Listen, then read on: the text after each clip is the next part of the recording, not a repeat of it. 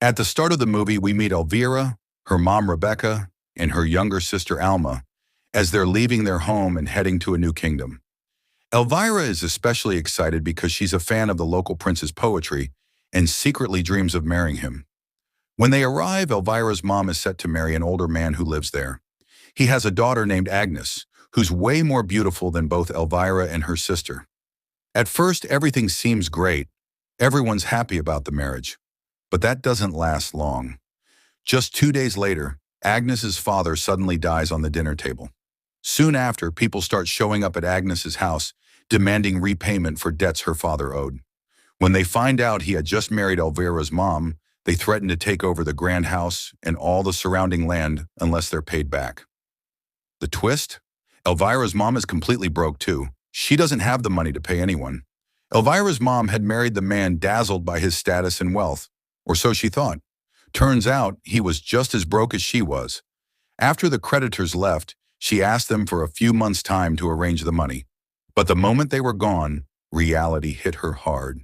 She was in shock, completely blindsided and betrayed. What made it worse was the realization that she wasn't young anymore. Her beauty, which she once used to climb the social ladder, no longer held the same power. Marrying into wealth was no longer an option, and her savings were quickly drying up. Seeing her mother in such a helpless state, Elvira felt a deep sense of compassion. She tried to reassure her by telling her that she would marry the prince, and everything will be okay. Elvira wasn't considered especially attractive, and she didn't exactly have suitors lining up for her. The idea that a prince might fall for her seemed like wishful thinking. Agnes, too, was struggling. With her mom long gone, and now her dad suddenly taken from her, the weight of it all was too much. Sitting beside her father's body, she whispered a quiet prayer to her mother, asking her to somehow make everything right again. Days passed. Then one day, the royal messenger arrived with a grand announcement from the king. Prince Julian had officially come of age to marry. To find him a bride, a grand ceremony would be held in 4 months, a kingdom-wide event where all eligible young women could participate. With just 4 months to prepare, the pressure was intense. Naturally, Elvira, already dreaming of marrying Julian, signed up. Surprisingly, so did Agnes. But there was one big problem. Elvira didn't stand out. Her looks were average, and she didn't have the natural charm or beauty others did. Her mother knew this, and desperate to secure a future for the family, she decided Elvira needed an edge. So she did the unthinkable. She took Elvira to a plastic surgeon, determined to make her daughter perfect, no matter the cost. He would work on Elvira's eyes, nose, teeth, and even her breasts. It was going to be a full transformation. The process began with him removing Elvira's braces using a huge tool, way more aggressive than it should have been. The pain was intense, and before she could even recover, she was back for round 2. This time, it was her nose. The surgeon sliced it on the bridge, shaved the bone, narrowed the sides, and then strapped a strange iron mask over it to hold everything in place as it healed. The pain was excruciating, but looks weren't enough. To become a princess, she needed elegance too. So, Elvira was enrolled in a finishing school, a royal grooming academy where girls were trained in etiquette and ballroom dancing. The school was run by Miss Sophie, a sharp, no-nonsense woman, and another woman, Madame Vanya. Sophie made one thing clear. This wasn't a guaranteed ticket to the royal ceremony. Out of all the girls training there, only 16 would be selected to attend the event. The pressure was on, and the race to perfection had officially begun. Days went by, and it became more and more obvious to Miss Sophie that Agnes, Elvira's stepsister, was the star of the group. Everything was effortless, and her beauty stood out. Because of this, Miss Sophie moved Agnes to the front row, a spot reserved for the top contenders. Meanwhile, Elvira was quietly pushed to the back, where the less striking girls were made to stand, barely noticed. Back home, tensions grew. One evening, Agnes gently approached Rebecca with a heartbreaking request. "It's time we lay my father to rest. His body is still in the house, and it's starting to decompose." But instead of sympathy, Rebecca coldly replied that there's no money for that. She was saving every last coin for Elvira's transformation. Her father's funeral will have to wait. Agnes was devastated, and Elvira, she was shaken. It hit her how much pressure her mother was putting on her, how much she was sacrificing, betting everything on her daughter to win the prince's heart. She realized she couldn't afford to fall behind, so she pushed herself harder than ever before. And slowly but surely, the change began. Elvira started moving forward, step by step, rising from the last row. At last, the 40 days of intense training came to an end. The big day had arrived, the day Miss Sophie and her assistant would announce the final 16 girls selected to attend the royal ceremony. Everyone held their breath as the names were read out. Elvira rushed to the list, her heart pounding. Her eyes widened when she saw Agnes's name right at the top. No surprise there. But what truly shocked her was seeing her own name at the very bottom. With the top 16 now selected, a new phase of training began. This one was even more refined, intense ballroom dance practice, preparing the girls to shine before the royal family. But Elvira struggled. During one rehearsal, Miss Sophie, visibly frustrated, dropped the real blow. Coldly, she told her that Elvira didn't earn her place there. Her mother had actually bought it for her. In that moment, Elvira felt like all her pain, the surgeries, the sacrifices, had been for nothing. Back home, Elvira's mom called in a top dressmaker to create the perfect dress for the royal ceremony. But during the fitting, Rebecca was not happy as Elvira had put on some weight. Turns out she'd been stress eating a lot lately. Elvira is warned that if she wanted to wear a truly elegant gown, she'd need to slim down fast. Her mother immediately put her on a crash diet, nothing but lemon water day and night. No meals, no snacks, just lemon water. The next day at the academy, the girls had one-on-one interviews with their elite trainer, Madame Vanya, a poised, intimidating woman known for reading people like open books. She spoke to each of the 16 girls, analyzing their mindset, personality, and overall poise. As expected, Agnes completely charmed her. Then it was Elvira's turn. She tried to stay confident, but her nerves got the best of her. As she spoke about her struggles, her lack of confidence, and the pressure to fit in, Madame Vanya began to soften. For the first time, someone saw Elvira not as a failure, but as a girl desperately trying to prove herself. Feeling a strange sense of sympathy, Madame Vanya handed her a small, mysterious capsule.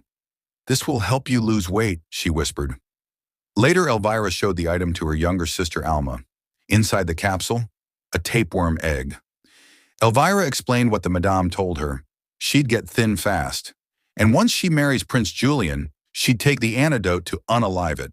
Alma was horrified. She begged her sister not to do it, furious that Elvira would even consider something so dangerous. But Elvira, blinded by desperation, was already convinced. Alma, disgusted and heartbroken, stormed off and galloped away on her horse. Meanwhile, Prince Julian arrived in the area for a hunting trip with his friends. When Elvira saw him, she immediately starts dreaming again about marrying him. The prince's friends mocked and laughed at her, and although the prince noticed her, he didn't pay her any attention. Elvira returned home only to find Agnes with the stable boy Isak. She went straight to her mother and told her everything. Rebecca, furious, punished Agnes by beating her and driving Isak away, completely naked. She then locked Agnes inside the house and treated her like a maid. Elvira was thrilled. She knew her biggest competition was now out of the way. Because of the tapeworm egg she had taken, Elvira didn't worry about her weight anymore. She started eating large amounts of food in secret and even made Agnes sneak food to her. 3 months passed. Finally, the metal mask was removed from Elvira's nose. The surgery had worked. Her nose was perfectly shaped, and she felt more confident than ever. Elvira's mother took her back to the plastic surgeon for another round of enhancements. This time, the procedure was brutal. The doctor stitched artificial lashes directly onto her eyelids, using thread and needles. Afterward, her eyes were wrapped in bandages for several days. The pain was intense, and it started to take a serious toll on her. Elvira was growing weaker by the day, but strangely, her appetite kept growing. She craved more and more food, constantly begging Agnes to bring her extra portions, all behind their mother's back. And Agnes, quietly obedient, kept feeding her. Meanwhile, Miss Sophie was getting increasingly concerned about Agnes's sudden absence from training. Agnes had been the most promising girl in the group, and her disappearance left a noticeable gap. Miss Sophie was told that Agnes was grieving her father's death and had lost all interest, which of course wasn't true. It was just her stepmother's doing. With no other choice, Miss Sophie gave Agnes's lead role in the main dance to Elvira. That night, Elvira sat brushing her hair, preparing herself for the spotlight, when clumps of her hair started falling out. Panic hit her hard. What was happening? What she didn't realize was that the tapeworm inside her wasn't just keeping her slim. It was draining her body of all its nutrients, piece by piece. Now that Elvira had been chosen as the main dancer, Rebecca spared no expense and ordered a lavish gown for the royal ball. The dressmaker arrived with the outfit, ready for the fitting. While he was there, Agnes showed up to help Elvira try it on. But things took a dark turn. When the dressmaker saw Agnes, he made an inappropriate move, trying to kiss her and humiliating her in the process. Agnes shoved him off and spat on the floor in disgust. Later, the dressmaker found out about Elvira's hair loss. To fix the problem, he offered her a wig that would cover up the damage. Secretly, Agnes had made up her mind to attend the ball too. She went to her parents' room and pulled out her late mother's old ball gown. It was stunning, full of history and grace. But Elvira caught sight of it and was instantly consumed with jealousy. Fueled by envy, she and Rebecca tried to snatch it from Agnes and ended up tearing it apart. Heartbroken, Agnes ran to the room where her father's decaying body still lay untouched. She collapsed beside him in tears. That's when something extraordinary happened. The spirit of her real mother appeared before her. Glowing with a magical aura, she handed Agnes a pair of enchanted shoes. And then, almost miraculously, worms from her father's body began to stitch her ruined dress back together. Her mother's voice echoed gently, warning her to leave the palace by midnight. The magic won't last beyond that. Finally, the night everyone had been waiting for arrived. The palace was lit up, buzzing with anticipation, as the 16 selected girls were introduced one by one. Prince Julian sat observing them, but none seemed to catch his eye, until Elvira made her entrance. She opened the ball with a breathtaking performance. Her movements were elegant, and for the first time, she looked every bit the noble woman she had tried so hard to become. The crowd was captivated, and Prince Julian chose her as his first dance partner. For a moment, everything was perfect. Elvira was glowing with pride. This was the moment she had dreamed of. Even Rebecca, her mother, was soaking in the admiration from the guests. But the magic didn't last long. Just as the music shifted, a mysterious girl in a flowing blue gown entered the ballroom. A delicate veil covered her face, and yet there was something so magnetic about her presence that the entire hall seemed to stop. She stole the room's attention in an instant, including the prince's. Elvira watched in disbelief as Prince Julian left her side and walked straight toward the veiled girl. It was Agnes. Julian asked her for a dance and took her hand and led her to the floor. As they danced, the crowd was mesmerized by their chemistry. Then at the end of the dance, Agnes's veil slipped off for a moment, and Elvira instantly recognized her. Agnes saw her too and panicked. She turned and bolted from the ballroom. Julian ran after her, calling out, but she didn't look back. And just like in the fairy tale, she lost one of her shoes in the palace. The prince picked it up, held it high, and declared that whoever the shoe belonged to would be the one he would marry. Elvira stormed into the house, furious. She knew without a doubt the mysterious girl was Agnes. Enraged, she attacked Agnes and snatched the other shoe. She begged Rebecca for help, but her mother was too busy with another man to care. Determined to claim the shoe, Elvira tried slipping it on, only to realize it was too small. What she didn't know was that the shoe was enchanted and could only fit Agnes. Obsessed beyond reason, Elvira made a horrifying decision. She took a cleaver and cut off the toes on one of her feet just to make it fit. The pain was unbearable, and she passed out from the shock. Later, Rebecca and Alma found her lying in a pool of blood.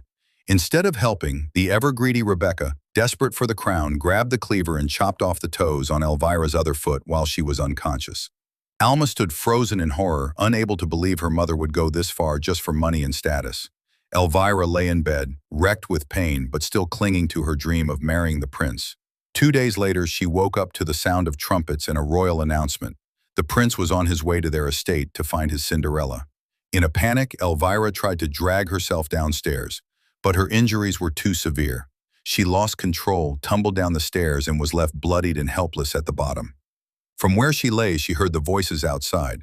Prince Julian had met Agnes, the shoe had fit, and he'd chosen her to be his bride. Elvira, broken and crippled, could only sob, her dreams shattered beyond repair. Alma eventually found Elvira lying there, barely conscious. Her heart broke seeing her sister in that state. Without wasting a second, she pulled out the antidote Madame Vanja had given Elvira long ago and made her drink it. Within moments, Elvira started gagging. She threw up violently, and soon the tapeworm began slithering out of her mouth. Alma, holding back her disgust, helped pull it out completely. Determined to never let her sister suffer again, Alma packed a small bag, threw a coat over Elvira's frail body, and guided her outside. Rebecca didn't even glance their way. She was too busy with a wealthy man she had just latched onto. Alma helped Elvira up onto a horse, climbed behind her, and with one final look at the house they no longer called home, the two of them rode off. They didn't know where they were going, but they knew it had to be somewhere better. And for the first time in a long time, they were free.